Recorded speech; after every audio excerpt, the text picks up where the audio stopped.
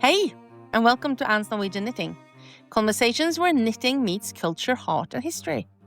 I'm Anne, and in this podcast, we're going to slow down stitch by stitch to explore the stories, the traditions, and joys that live in our knitting.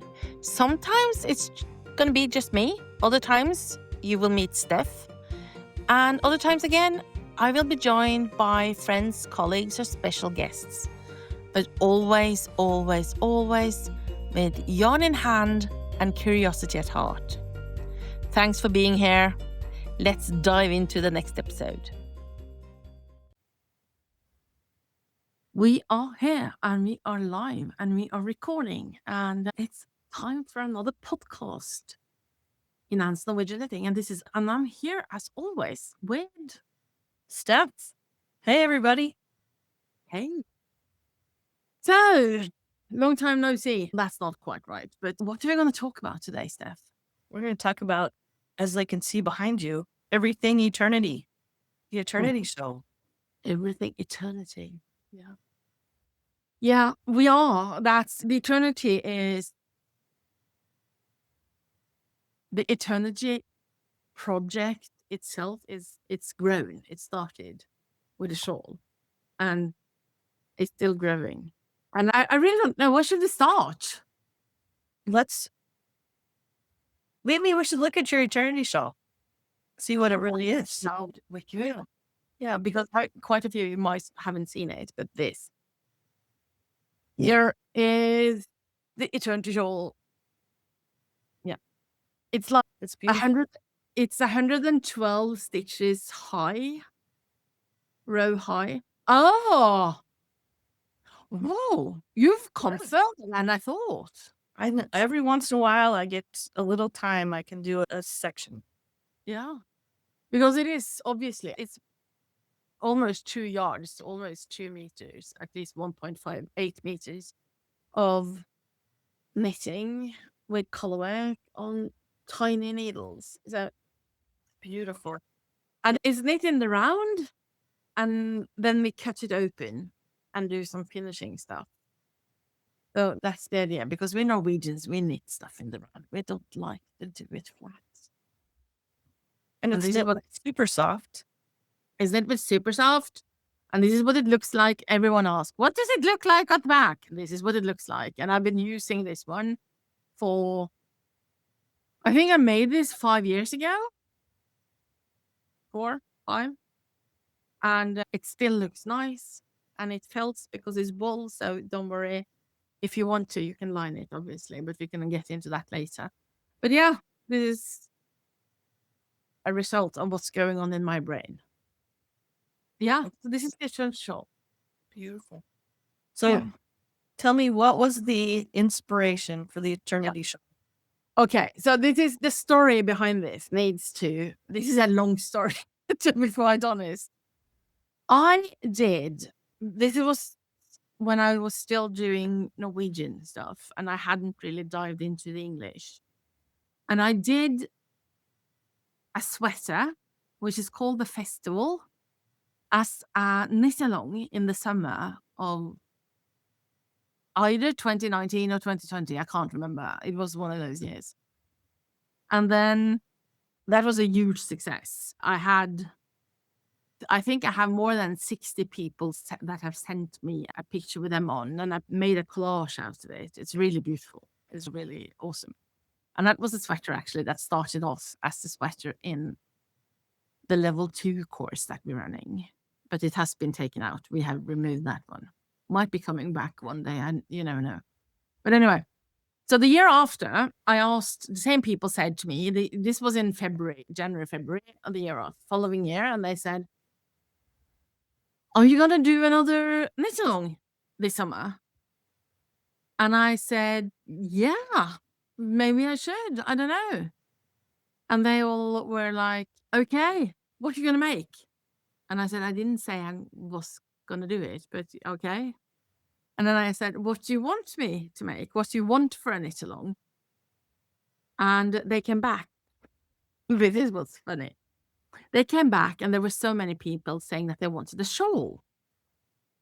And a shawl in Norwegian, that word is shawl. that's a shawl. And I thought, yeah, okay, a shawl, colorwork. We are not doing it flat. There has to be some in the round stuff going on here. So how do I do this? So I sat down and I ended up with this. I had this picture in my head, and we're gonna get back to the color selection and everything. But and I'm also I can get back to how the pattern itself was created. But the funny part is that so I created this part and I invited for a knit along, and I had lots of people signing up, and I had lots of people not finishing it because let's be honest, you need to keep. It's a long term. It's called Eternity for a reason, and we can get back to that as well. But I talked to some of those people that had been with me for a long time, and the year after that, and then they said, "I said, have you finished the shawl?" No, some had obviously, but lots of people hadn't. And I said, "Why not? You asked for it. You specifically, specifically one person." I said, "You specifically asked for a shawl," and she started laughing. Yeah, but Anne, this is not a shawl. This is a masterpiece. And I was like, Yeah, but it's definitely an heirloom piece. yeah, It is a piece. Yeah. and it is an heirloom piece, definitely. And I said, yeah, it might be a masterpiece. That's your words, but it's still a shawl. And she said, yeah, but I thought actually I want colored shawl with a rose here and there. And I was like, seriously? You know me. And she said, yeah. And I actually did think more of a scarf. And I was like, so why didn't you say so? Because then I would have made a scarf for you. And in Norway, we have this, and we used for a couple of decades almost. We have these big triangular scarves but they're also smaller, but we use them more than a lot of other. I don't think the US people has really gotten into it like we did. We were all about those scarves, but they were big, expensive, woven pieces. And she was thinking more about a smaller version of that, not this thing here. And I was like, okay, sorry, that's not what you got. And she looked at me and she said, no, Anne, that's not what I got. And I was like, okay, there you go. So that was the beginning of it. That was the reason why it was created. And the process when I got that shawl, they said they wanted a shawl. And I was, as I said, okay, a shawl. How do we do that? I decided obviously like it has to be in the round because that's how I do things. And then I thought, okay, what about the pattern? And I just sat down and started working on playing around with motifs in an Excel sheet. And I don't know where the pattern came from, the motif came from. It just all of a sudden it was on paper or on the computer. Did you just do the whole thing in one go? That motive? The motif? It was no, not really. I was playing around and I was thinking about having actually I was actually thinking about having one long piece which changed all the way. Oh. Yeah, but that was getting a bit too comprehensive for even me. I'm not saying it's not going to happen at one point, but so I was playing around and I got up till where I am, where it is right now, more or less. And then I thought, okay, let's get started and see what it looks like. But before I got then, I also did play a bit with, I did do changes to because as you see, it's full of circles. And my rose is in one repeat. I think one rose is 15 stitches high. And this pattern, one repeat is 112. And 112 rows high. yeah, this is one repeat high. Okay. Yeah. And it gives you four roses. because I had made stuff where all the pattern was just roses in a symmetrical pattern where they fill out. And I really like that. I love it. It's beautiful. But I wanted this to be roses, but with stuff around it. And I don't know what happened. And one repeat is of a rose is 15. And you need one in between. So it's 16 rose stitches in one repeat. Mhm. Here is 22 in one repeat across. So what I did was I started off with a rose, and then I thought, let's make something that leads into the rose. Yep. And then some leads into it, and then something that encompasses it, and then something new that leads into the next rose, and then which also then is leading into something that encompasses the next rose.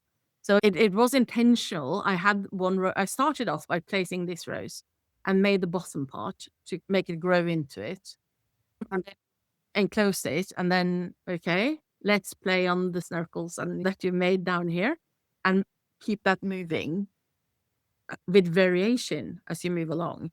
And what you will see is that this repeat and this repeat is the same.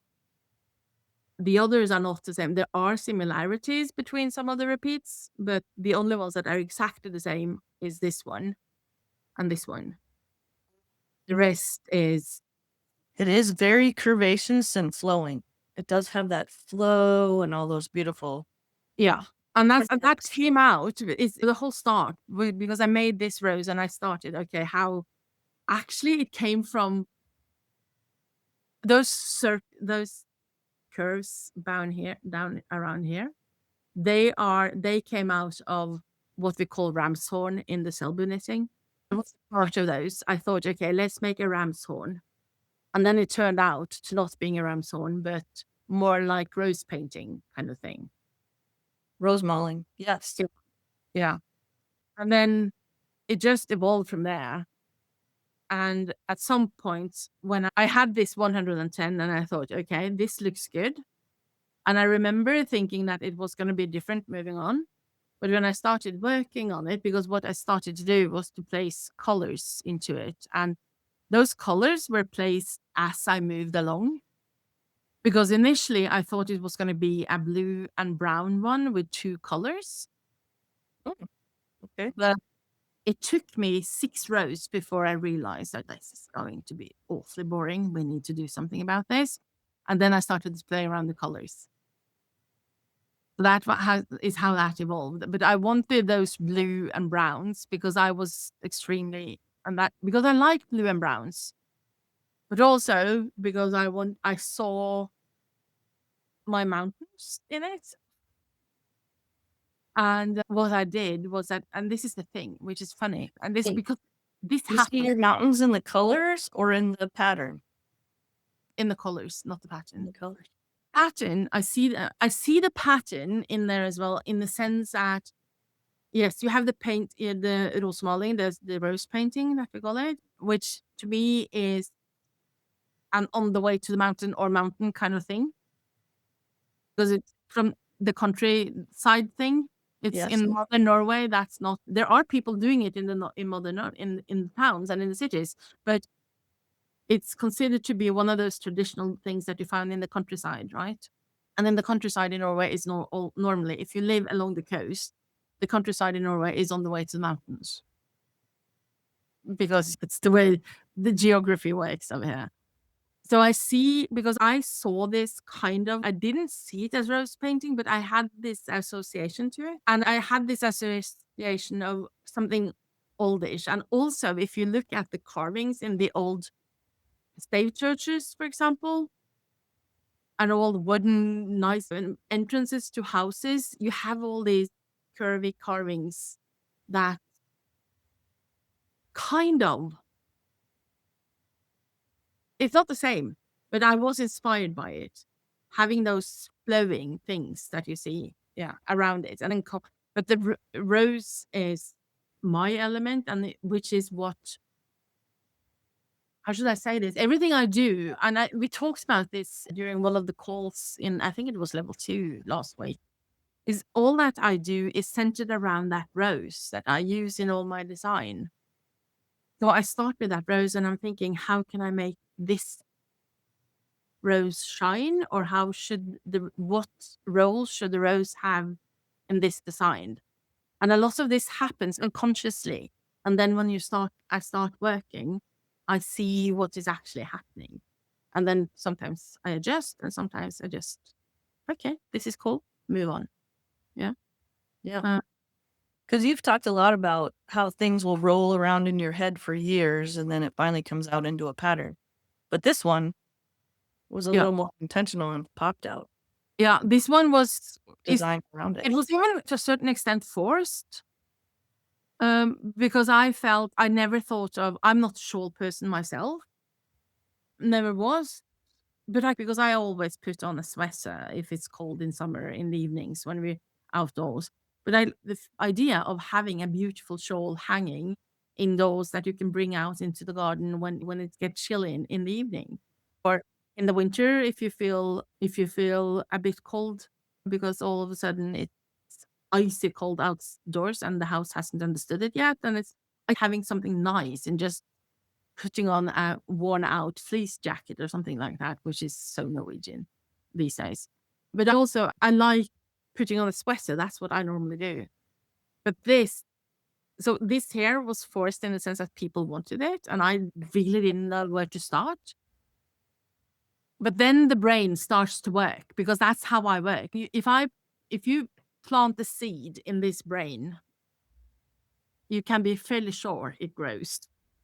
Either it dies flat or it grows, and at some point it comes out. Sometimes it takes years, other times, like this one, it's okay. I don't know how I'm gonna do this, but let's start. And then the brain starts to work, and then all of a sudden I see the solution, and then I start working. Yeah. You need But to do that more often because that's incredible, that piece. yeah, it was designed as an out of my comfort zone kind of design. But yeah. I always see you call it a shawl, but Yeah. so many people who have knit it have it hanging over a chair or hanging over it's used as a display piece. Mm. I think people use it as a small blanket. I think it's used as much more than a shawl. And I think that's the thing. You mentioned that it was that is an heirloom piece, and it definitely is an heirloom piece. Absolutely, 100%. But it is, as you said, I also like that idea of having something beautiful that you made yourself hanging on display, but also being a part of the interior, and then you can bring it on, fold it out, and use it when you need it. I like that idea instead of having something and then hidden somewhere, but having something. Mine is hanging on. I have an old wooden chair, a really old one, in my living room, and mine is hanging on that all year round. It's always out. And my nephew likes to bring it and uses that as a carpet. I try to tell him that this is not a carpet, a blanket. This is not a blanket, my sweetie. Here's the blanket, and then I want this one. Okay. I think a lot of people use it as a little blanket. Cause what I Yeah, see it a lot over chairs and couches. If you look in the background when people are on our yeah, meetups, I see it. yeah, exactly. And this is also because what is cool about it is that one repeat is 112, and you can make it as long or short as you want. But this original shawl has 9 repeats across, and you can make it as wide or narrow as you want as well. Around 8 centimeters or just over 3 inches. And then you just add. So I know people that have made this as a full blanket. Mm, wow. Yeah, I know. Wow. Yeah. And some people have lined it. If you want to use it as a blanket, you probably want to put some lining on but and I know people have. If I would use this as a shawl, then I wouldn't line it because to me that will take away some of the draping and how it, as we say in Norwegian, fall, but how it drapes, depending sure. on, yeah, I mean, if you line it, obviously, if you have a really thin silk or something, but that now we're taking it to a completely new level. But I like to be able to see it drape the way that it does. And as soon as you line it, it stops having that characteristic will be changed. Yeah. Yeah. I also see, so we just did the live retreat or the online retreat, and you put a piece of soya or Norwegian jewelry on it, and it's so had that characteristic, that look Yeah. of the historic Norwegian Yeah. jewelry. And that is so cool because that is something this I remember I shared it with you. And that is like I asked because I have my silver for my bunad down at my mom's, and I asked her because I was in the mountains and I needed some silver pictures of some pictures of my silver, bunad silver. And I said, "Can you bring out my silver and take a picture of some of it and send it to me?" And this was so funny. I'm gonna see if I can find it and share it with you guys. And then when I got it, and this is when I saw that, I retreat. Let's see if we can find that one. I saw that silver and that picture, and then I thought, okay, so this is actually part of my inspiration because that silver was like I put it next to it and I sent it to you, didn't I? You did. That Yeah. silver was like, why didn't I pick this one? I found this one out before we started because that would have been so cool. There, I can. No, that one is not working. And that is because when I saw that, it made me realize that my inspiration is probably working a lot in the background, even more so than I thought, because I knew that. Okay, what we're gonna do is, okay, can you hold 2 seconds? And I'm gonna just pause the recording for a second. So this is my on my national costumes, we have a white, sometimes it's colored, but mine is white shirt or blouse. We call it shirt actually, not blouse. It's a shirt. Yeah. And then we have silver a brooch, which is particular for those national costumes. And we put that here to close it. There's no button. There's a split here. There's no buttons, but we use the brooch to hold it together.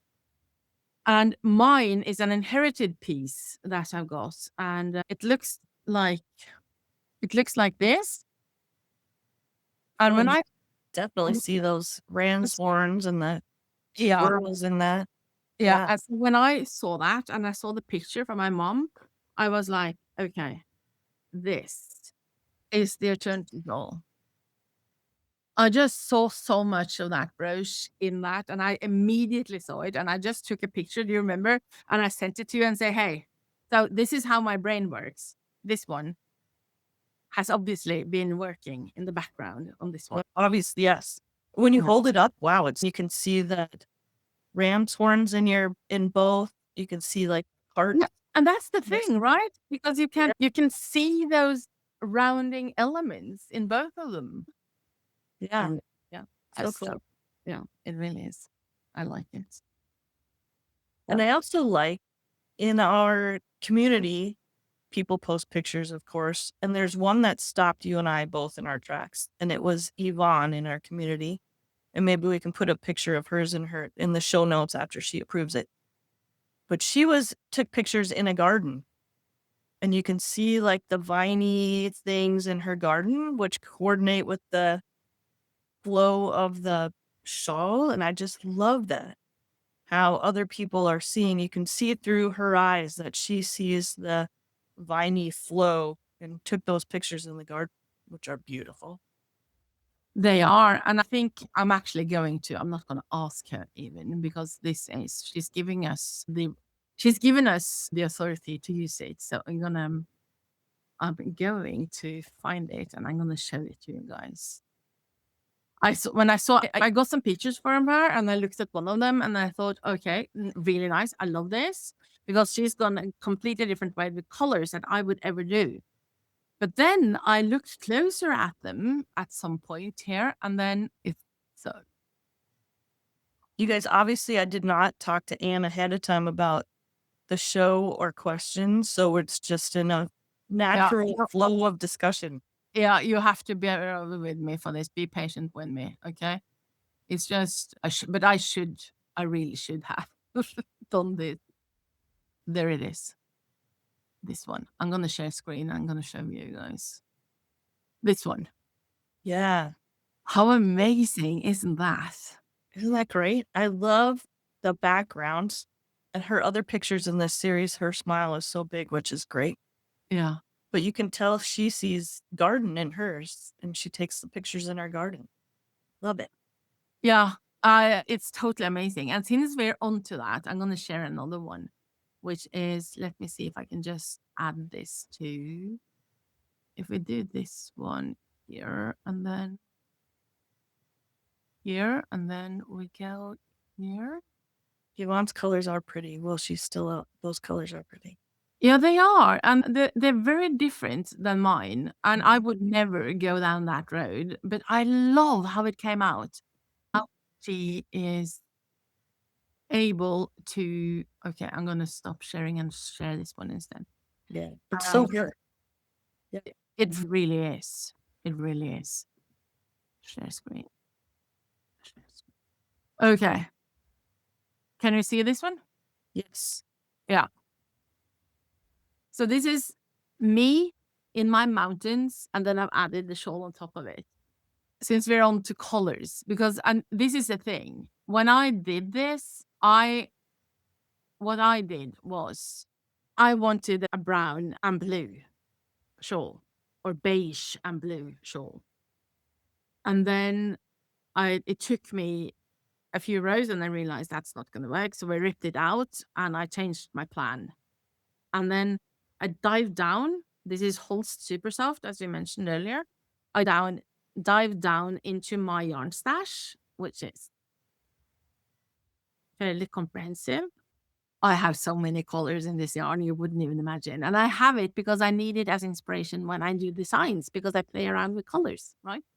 I'm going to show you some other color examples in a while. And then I thought, okay, which colors do you want, Anne? And I dived down and I had already picked this here, which is called Merlin, I think. Or is it Marlin? Marlin. It's called Marlin. Marlin. The fish. Yeah. Yeah. Yes. Is that Marlin? That's also the name of one of the fish in Saving, that Disney film, isn't it? Nemo. Do they have a marlin in there? I'm not sure. I think they have. Yeah. But anyway, it's a marlin. And I had that one. And I've also decided on this almond. That was decided already. Awfully boring. And then I thought, okay, you have 112. You need more colors. And then all I did was that I dived down and I thought, you need different hues, you need different colors, you need different values. And I picked because I know quite a lot on how colors work together and if I wanted to mix them.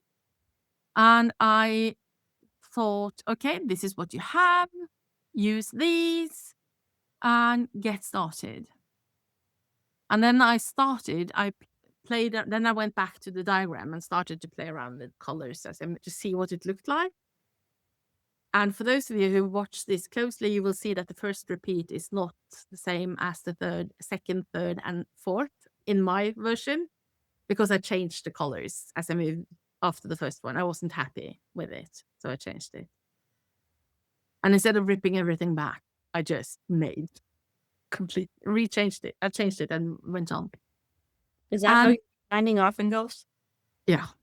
Yeah. That's how my design very often goes. I always, what I do is that I make a pattern, have an idea about colors, and then I dive down and see what colors I have, and then I adjust as we go along. Or as I did with the Hemsedal sweater, I had already got a pattern. I wanted to make a new one in a new set of colors. Those colors didn't work together, so I had to make a Hemsedal version 2.0 because I wanted those colors to work. Yeah, and that's my privilege. How'd you pick the super soft? Was it just something that was in your stash and you decided to use it, or was it something you'd wanted to try? How did you pick super soft? Yeah, that was because I was working with a Norwegian yarn supplier, a small local one-woman business in the west of Norway. And when I did the festival sweater, that was owned by another one at that point, and I worked with those as well. And I wanted to, when I did the festival sweater, I wanted to support them, to give them an opportunity to sell yarns. So they sold I sold the patterns, and I sold the knit along, and they sold no, I sold the pattern and the knit along, and they sold the yarn. And then I thought, okay, the next year I thought, when I do the shawl, I want a thin yarn, and this is the thinnest yarn that I've ever knit with one strand. And I thought, because I want this to, because of the drape, I don't want this to be a thick blanket. I want it to be a shawl. And colorwork, as you all know, have double layers. It has the knitting and it has the strands behind it. So it's get thicker no matter what. And this yarn is so thin that I thought, if I want to make a shawl, it's going to be in the same yarn. And in that way, I also supported this small little business. I was a small business. I still am a small business, but back then I was even smaller. Why not support each other, right? Yep. Yeah. So this is not a Norwegian yarn. This is a British yarn. It's made from wool from the UK and New Zealand, but it's also made with, they also have make yarns that are made from sustainable farms and with animal care in focus. So which is important to me. So if it's not Norwegian, if it's a yarn that is not Norwegian and I use it, it's probably a null yarn, because I was using that earlier on before I got really conscious about this yarn thing. Always been conscious, but not as conscious as I am now. But that's why. Yeah. Yeah. So anyway, so what happened was that I picked those colors. And then I was looking the year after, I was looking through my pictures because I was looking for something. And then I saw this picture and I was like, okay, there we go. This is my inspiration. This is the colors. I love being on the top of the mountain like this. I love it. It's the place to be for me. And the colors up there. This particular picture is taken in first weekend of September. I know I was up there in a wedding, so I know why. That's why I know the date. So it's still summer, but it's early autumn. But this is what the Norwegian mountains look like, whether it is mid-July or early September when you're up there. There might be a bit more green to it, but still. And the sky and the light, those blues. Anyway, inspiration. But they happened because I dove down to my stash and picked the colors I wanted to use. Okay, cool. Yeah. Very cool. There you go. And for those of you because we are going to open up for the 2026 Eternity Shawl, and yes, there are a lot of colors, and there is help to be provided for that. There's always help to get at Hogwarts, but there's always help to be getting that in and Norwegian knitting as well. And So you just had a Instagram, Facebook post with yeah, I do. fun colorway for this year. Because this is what I do. Every year I try out 1 or 2 new color, or 3 even color schemes. And last year I did this one. I didn't really finish this one. I'm gonna do this one, finish this one later. And as you see, here is another one that I thought might be working, and it didn't. So I changed in the colorway that I suggest for you. I changed the color, the back, one of those colors.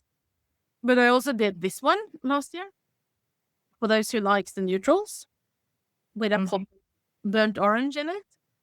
So I like that as well. However, this year, this is crazy, because this year I did this weekend and people have gone totally overboard with this one. And yeah, there's a reason for that. We'll tell you that in a couple of seconds. And together they make up this year. I'm sorry about the backlight here. I'm just thinking if I do like that, if that helps. Doesn't really. Yeah. Can you share the Facebook, Instagram picture? I can. Yeah, probably is. Where are you? Share screen. Share. Yeah. This one. Hey, look at your first comment. Yeah, Nina has been there. She saw it fairly early, and I haven't had the time to look at it.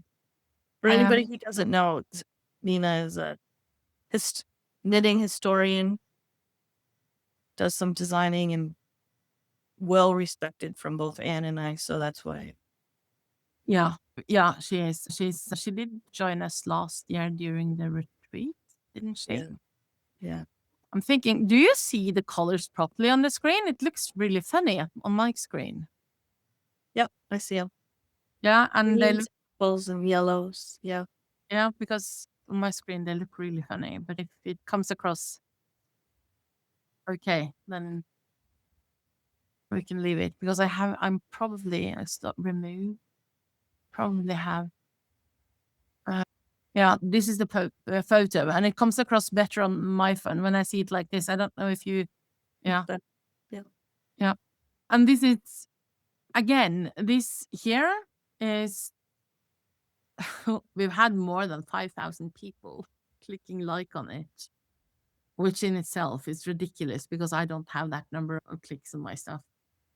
And these here is that people have been asking me for purples forever. Purples are not my colors. They're so out of my comfort zone doing purples. They're my colors. But they are yours. Yeah. They are definitely yours. And so many others. And the number of likes, so many others. And this is the thing. I'm not sure if I do this, if I can, let me just check. If I do this, do you see this? Yes. Yes. Yeah. Yes.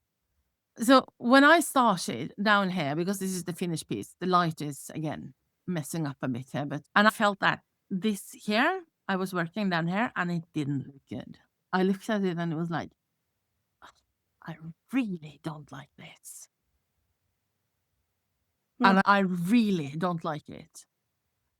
And then I thought, okay, Anne, trust your gut because you know what you're doing and you know this so many times, you should know by now how to deal with this. Keep on knitting.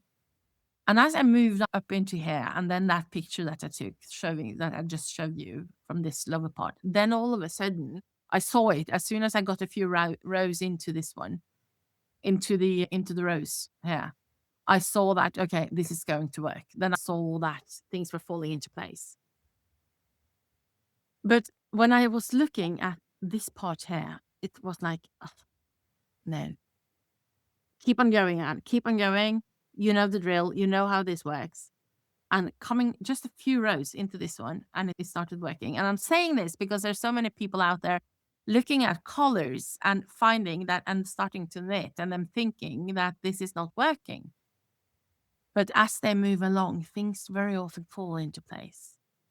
But then we got to this section here, which is not as defined as I wanted it. But I didn't have the color that I really wanted in there. So I thought this is the color that I'm going to use and I'm going to check it. And I know that some people will like that almost invisible contrast, while others would want more contrast. I like it because if you have this in a shawl, you will see, and as you see with all my color stuff, not all, but 90% of it goes from darker or light to lighter or dark, and then back into the lighter. It goes, I very often go in waves. So same with this one. And if you have more of these repeats on top of each other, you will see that it goes like a wave up and down and up and down. And if this part here is almost without contrast, there is contrast, but it's almost without it, it just adds another feature to the garment. Yeah. I would definitely, because this is the color that is not working, I would definitely, if you want more contrast, go to a deeper purple or something, or even a white if you like that, an off-white or something. That will create a lighter version of it. If you have a deeper purple, it will create a deeper version of it. So, yeah. A white might be too big of a contrast with this one, having said, so maybe not. It would work better going, because this is the lighter one going to the darker and even darker and then that. But again, which is so cool about knitting, you are free to choose whatever colors you want. So the color combinations, well, this is funny. I need to share this because everyone says that you can't go wrong with nature. You can actually, but you can't go wrong in nature with putting the colors together. But as soon as you add the colorwork to it, you have a different challenge. It might not create the contrast that you want, but the colors together will be beautiful if you follow nature. And my inspiration is nature. When I knit this, I was going outdoors to take pictures because I wanted daylight on my pictures, and I saw this thing standing outdoors, and I thought, funny, same colors. So most of you would think that was my inspiration when I picked the colors. No, they won't. No, the inspiration was that I know that a lot of people wanted purple sample, a set of purples put together. Secondly, I knew that my Steph wanted purples. My Steph loves her purples. I too. Yeah. And thirdly, Steph we have a pattern in the mountain journey, a sitting pad. And she's made a sitting pad with purples, green, and yellows. Much more vivid colors in your version, but I like the combination. And I thought, okay, she used these colors. She likes those colors. I'm going to make a purple version for Steph and see if she likes it. And use her colors that she's already used in a sitting pad. And Steph didn't know about this. I told her this before we went live today. So this here is actually made to get Steph on board. It's like, before I knew that, I told Anne, I have to make that. I have to make that. I need to finish my other one, but I don't think the other one's going to get finished before I start making that. and that's when I started laughing, and I said, yes, because this was made for you. And it's the flowers at the background here, they are just accidental. It's a happy accident that they were there, and they are perfect because they really do represent this shawl. But yeah, they are not the inspiration this time. So there you go. It's funny that you picked that flower because my dad does my gardening at my house, and Yeah. he plants those flowers for me somewhere hidden every year. So I have those flowers somewhere because he knows I love them. Oh, what do you call them in English? Pansies. Oh, those are pansies. You know what these are called in Norwegian? What? Stemor, and that means stepmother. Stepmother. Oh, Yeah. interesting. And we have, and you do, you're in Minnesota, so you have the same, but lots of you don't have it. But we have, in spring, we have really cold nights, and it might be freezing like it is this. I mean, we have fairly warm days, not fairly warm, but they're warmer days, and but we have below freezing at night, and we've had that for 2 nights now. But these are resilient. They can live through frost. Both those, and what you call those? We call them Easter. We call not the narcissist, but the narcissus or whatever, the yellow ones. Oh, the Daffodils. Daffodils. yep. We call, but you know what we call daffodils? What? And they are resilient as well. They also can live through some cold. So that's what we put outdoors at this time of year if the snow is gone and all that. The daffodils in Norwegian are Easter lilies. Oh, yeah. Oh, our Easter lilies are big white lilies. Interesting. Yeah, I know. And ours are the daffodils. Yeah. But anyway, so that's why they're out there. They are not out there by accident, but the color combination was an accident. I have another one in front of my house, and those, what did you call them? Pansies? Pansies. They are blue. Oh. They would probably go together with this one. Actually, I'm gonna check that out. So, anyway, so yeah, there we go. You're getting a lot of background now on how my brain works. Yeah. So, is that pattern the most knit of all your patterns? Yeah, I would say so. There might be a hat actually. This one, but that was before I went English. This one was, and another one. Did a They were bunch of made kids by too? a lot of Norwegians. Both those hats are in. Those two hats are in the Necklace, but they were made by because they went on national television with the sports anchor using them during the World Championships, and that kind of created. They might be up there, but I think the Eternity Shawl beats it by now. Cool.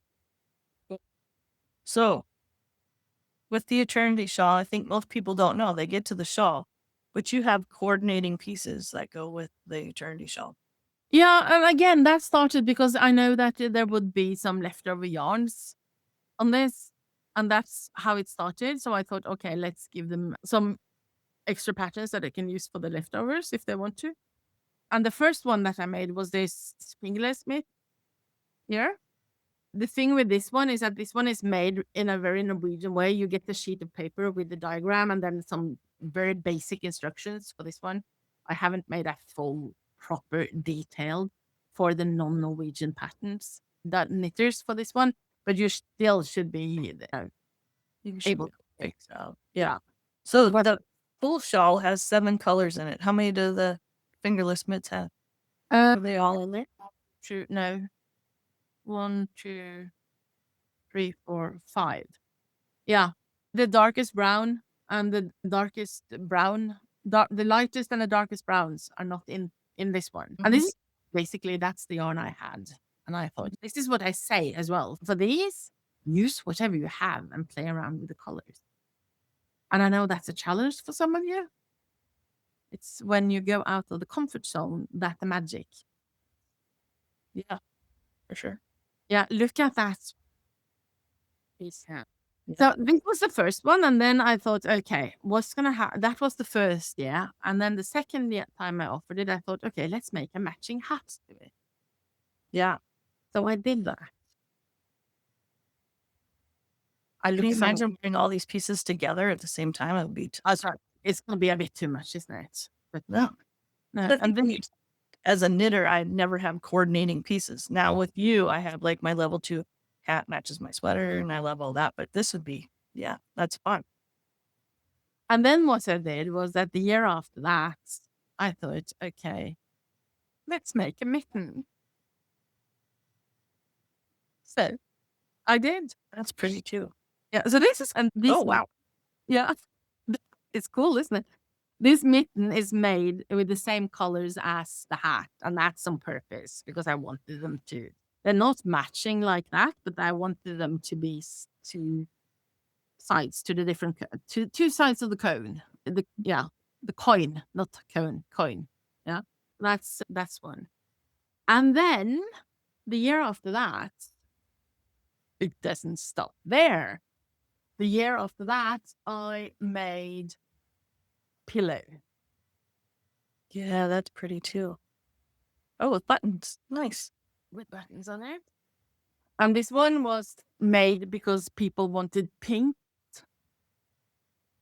I wish I made it in my blues because that means that I could have had it in my sofa because I can't have a pink. I can't have a pink cushion in my sofa. It You can just always make another one, Anne. I can, but I don't know if that ever is going to happen. I know I can, but I don't. So that was made to show people what one of the pink versions would be. Is that one repeat? Yeah, more or less. Yeah. More. Cool. There are some changes. I've done some changes to the color swaps on this one, but yeah, that's more or less. And then last year, I did this in 2025. I promised a new pattern, and that was given out earlier this winter.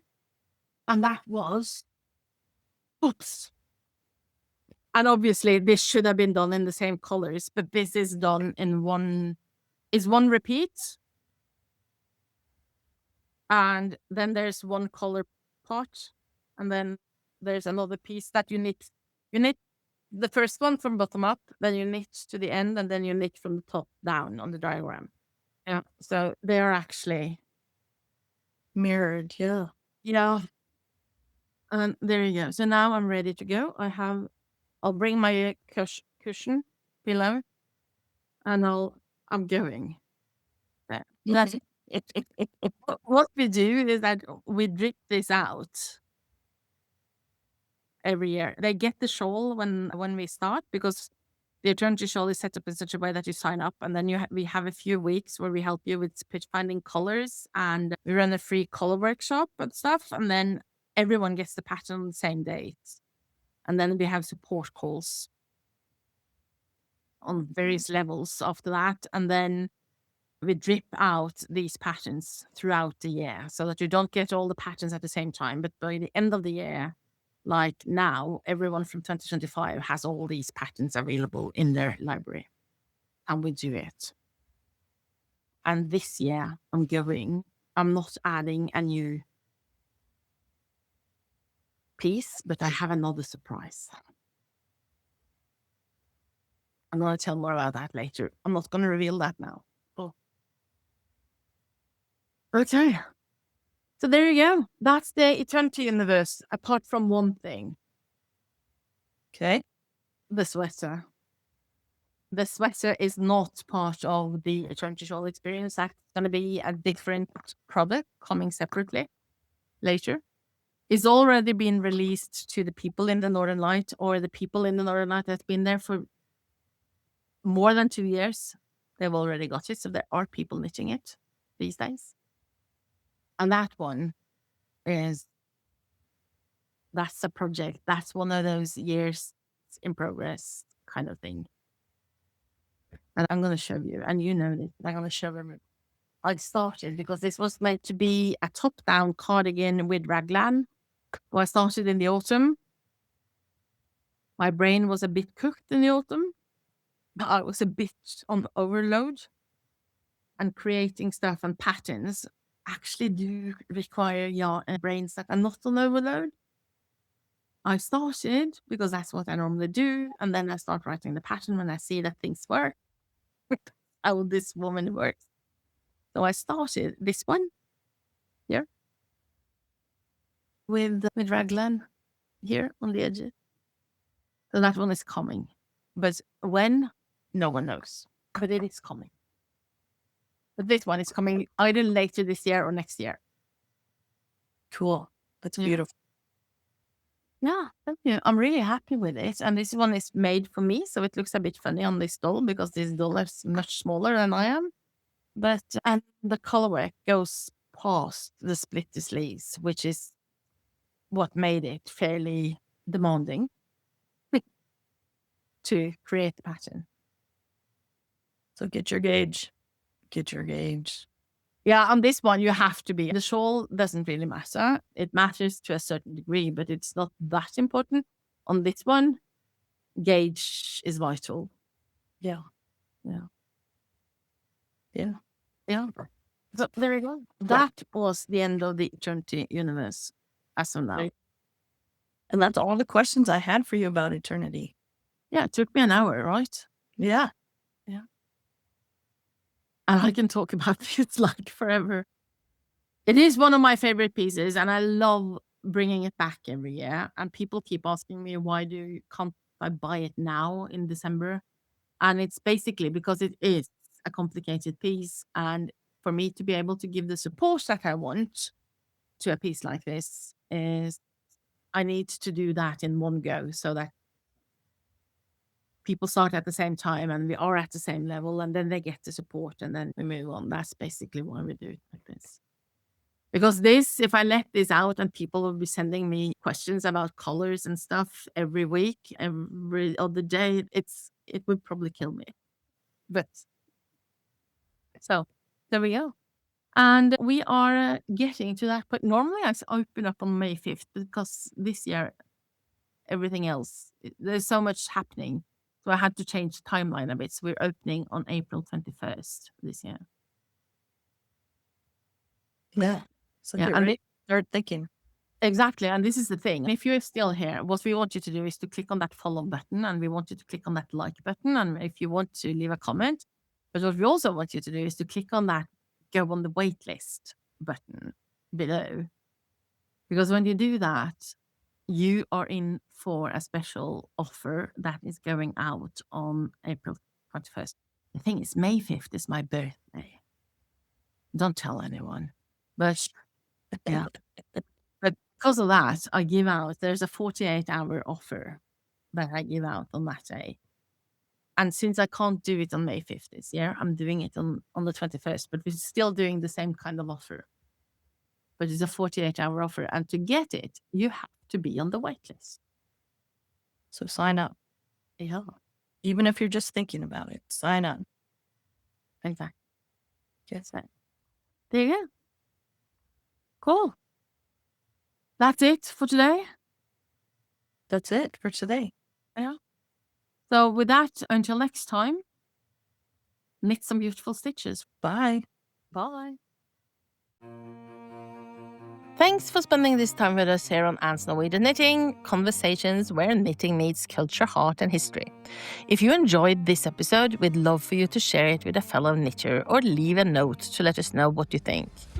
If you want to know more about Anne's Norwegian Knitting, go to annesnorwegianknitting.com and check it out.